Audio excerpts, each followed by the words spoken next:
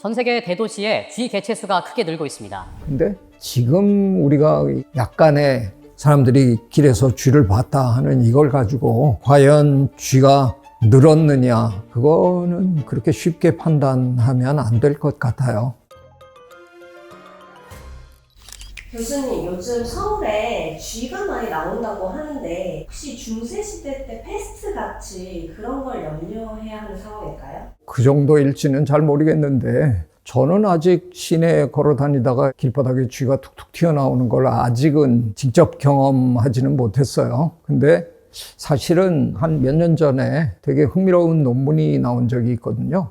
우리는 중세 때 페스트가 흑사병이 쥐가 옮겼다고 철석같이 믿고 있는데 그 논문에 따르면 쥐가 옮긴 거 아닌 것 같다라는 새로운 증거들을 쭉 수집해서 논문을 썼더라고요. 쥐 벼룩이 아니라 사람 벼룩. 그래서 사람들끼리 옮겼다는 게 새로운 설명이에요. 그래서 어쩌면 그동안 쥐들이 억울한 누명을 쓰고 산 게 아닐까. 근데 저도 요즘 주변에 쥐 때문에 뭐 이런 얘기를 들으면 걱정이 좀 생겼어요. 우리 동네에도 어느 날 구청에서 골목 구석구석에 쥐약을 놨다는 얘기가 퍼졌어요. 아내가 길고양이를 보살피고 있는데 화들짝 놀라가지고 새벽같이 동네 골목골목을 뒤지고 다니더라고요. 잠타다가 고양이가 쥐약을 먹고 죽을까 봐. 아직은 그런 불행한 사태는 벌어지지 않았는데 저는 요즘 우리 서울 시내에도 쥐가 출몰한다라는 얘기를 들으니까 예전에 파리 여행하다가 파리 뒷골목에서 쥐 여러 마리 봤어요. 그게 뭐 그렇게 크게 새로울 거는 없다고 생각해요. 오히려 그동안 신기할 정도로 서울은 대도시 치고는 쥐도 그렇게 출몰하지 않는 참 깨끗한 도시였구나. 그런 생각이 오히려 들죠. 쥐가 갑자기 늘어나는 이런 현상이 과거에도 있었을까요? 인류 역사를 놓고 보면 쥐들이 인간하고 같이 살면서 숫자가 폭발적으로 늘었다, 줄었다 그런 일들은 있죠. 근데 지금 우리가 약간의 사람들이 길에서 쥐를 봤다 하는 이걸 가지고 과연 쥐가 늘었느냐, 그거는 그렇게 쉽게 판단하면 안 될 것 같아요.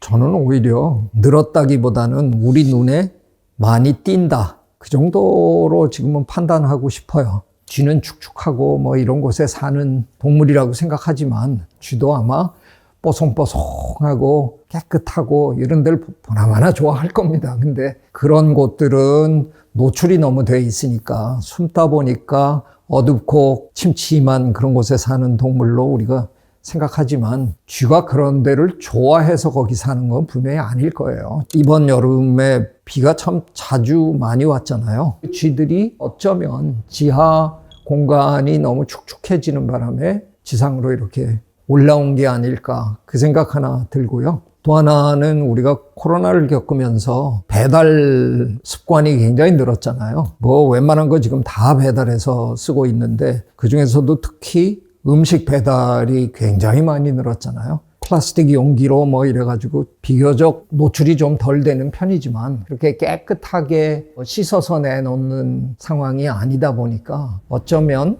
쥐들이 먹을 게 길에 골목에 예전보다 많아지지 않았을까. 그래서 그들이 그걸 뒤져 먹고 찾아 먹느라고 우리 눈에 예전보다는 더 많이 띄는 게 아닐까.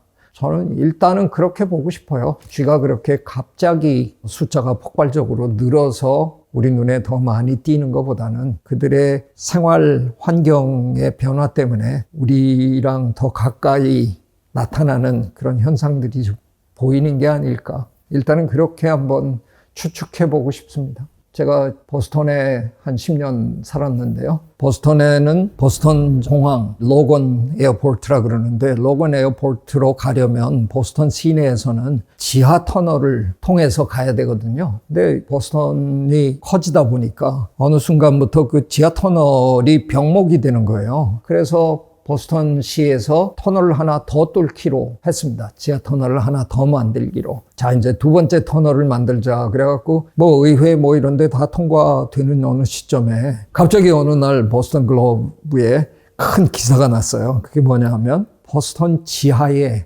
살고 있는 쥐들이 어마어마하다는 거예요. 그 쥐 개체군이.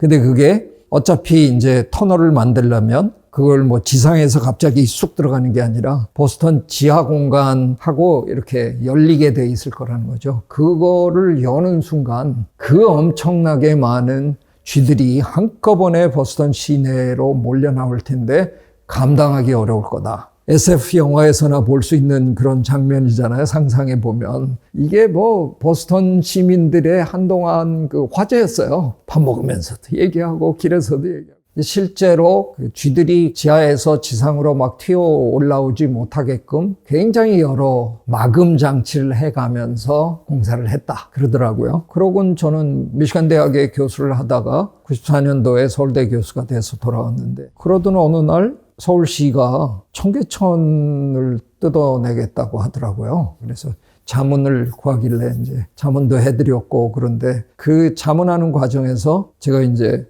쓸데없는 소리를 또 한 거예요.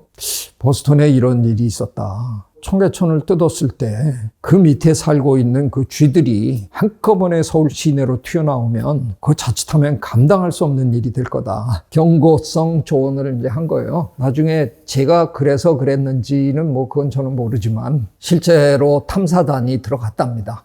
야, 진짜 놀라운 일은요. 탐사단이 청계천 그 지하로 들어갔는데 쥐는커녕 그분들의 말씀이 바퀴벌레 한 마리도 없더라. 너무 그 상황이 열악해서 아무도 살지 않더라는 겁니다.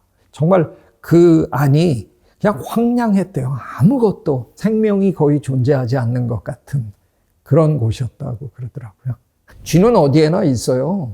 저는 압니다. 우리 동네에 큰 쥐, 시공쥐라고 우리가 하죠. 그건 영어로는 rat라고 부르고, 작은 이런 생쥐들은 영어로 mouse라고 우리가 그러죠. 예, rat 한 종류 있는 건 뭐 분명한 거고요. 마우스가 3종류가 살고 있다는 거를 저는 알게 됐습니다.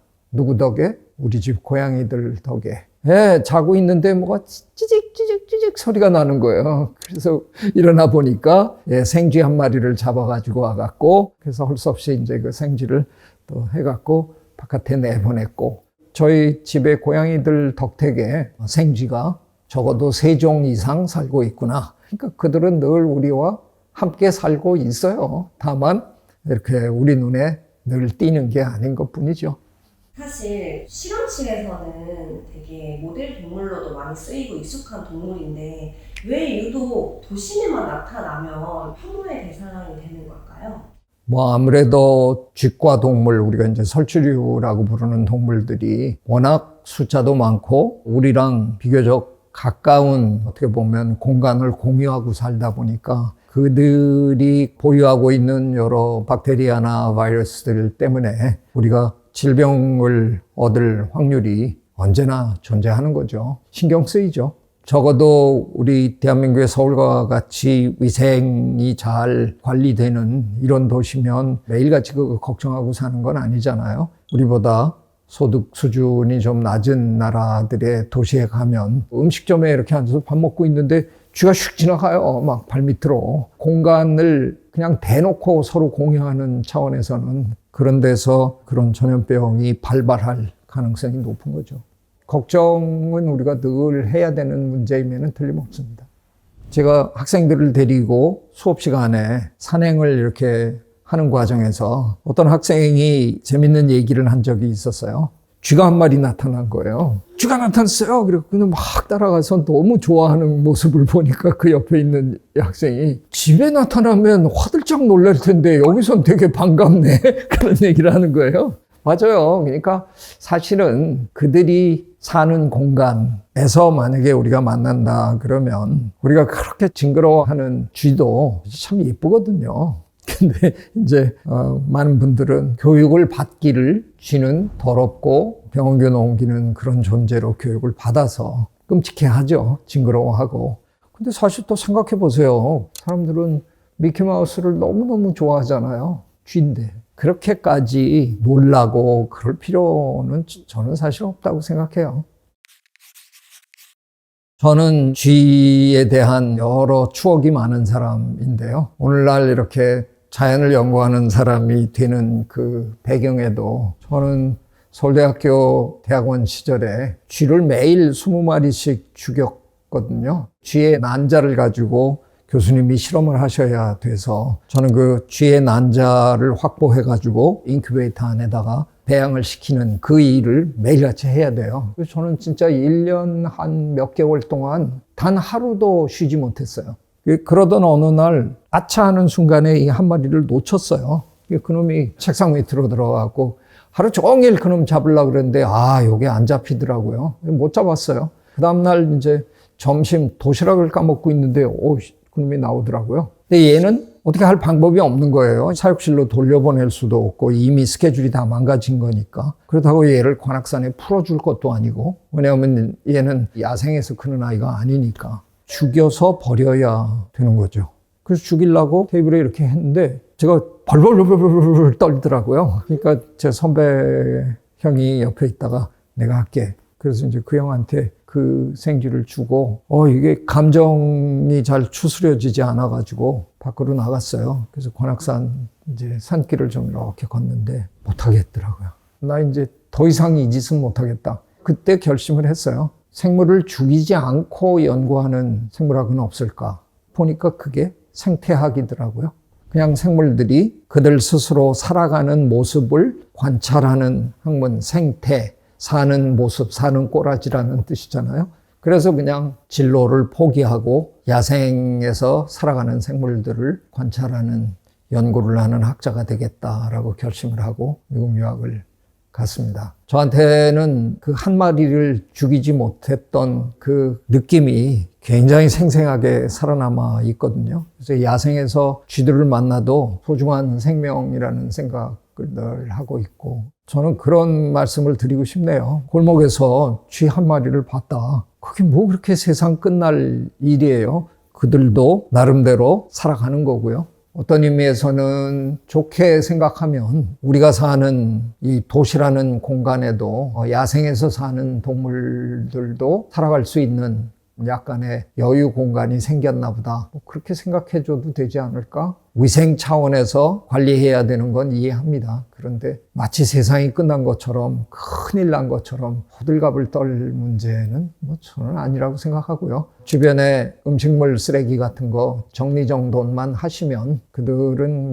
굳이 먹을 것도 없는데 우리 눈에 띄기 위해서 나와가지고 막 돌아다닐 그런 관종 동물들은 아니니까 그들은 그들이 사는 공간으로 돌아가겠죠. 일이 벌어지면 물론 지자체 입장에서는 민원이 들어오니까 그 민원에 대응해야 되는 문제가 있겠지만 굳이 그들을 죽음으로 꼭 내몰아서 제거해야 되느냐, 그런 문제는 우리가 이제는 이 정도 인식을 갖고 있는 시민이라면 지자체가 너무 성급한 결론을 내리는 걸 오히려 자제하도록 얘기를 해주는 게 더 좋지 않을까. 눈에 안 띈다고 해서 이 도심에 그런 동물들이 없다는 뜻 절대로 아니거든요. 우리가 매일 사는 공간과는 시간으로나 아니면 공간적으로 다른 곳에서 그들이 그냥 살고 있었는데 무슨 이유였는지는 모르지만 약간 우리의 눈에 띄도록 그들이 노출되는 그 순간이 지금 좀 만들어진 걸 테니까 그들의 공간으로 돌아갈 수 있도록 조금 배려하는